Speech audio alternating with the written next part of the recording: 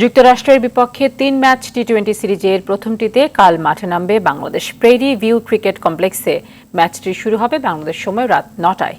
এই সিরিজ দিয়ে মার্কিন মুলুকে নিজেদের মানিয়ে নিতে চায় টিম টাইগার্স। নাজমুল সাকিবের রিপোর্টে থাকছে বিস্তারিত।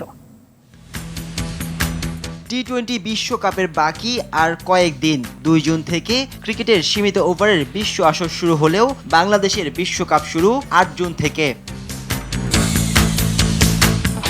যুক্তরাষ্ট্রের গ্র্যান্ড প্যারি স্টেডিয়ামে শ্রীলঙ্কার বিপক্ষে ম্যাচ দিয়ে টি-20 বিশ্বকাপ মিশন শুরু করবে বাংলাদেশ। তার আগে সেখানকার পরিবেশের সাথে নিজেদের মানিয়ে নেওয়াটা জরুরি টাইগারদের জন্য।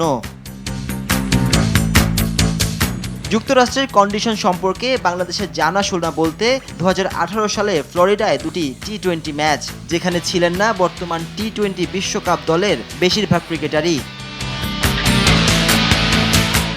বিশ্বকাপের আগে মার্কিন মুলুকে স্বাগতিকদের বিপক্ষে তাই প্রথমবারের মতো আন্তর্জাতিক টি-20 সিরিজ খেলবে বাংলাদেশ।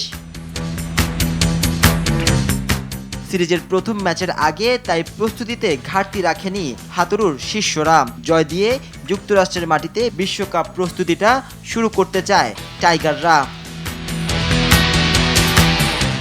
নাজমুস সাকিব, RTV।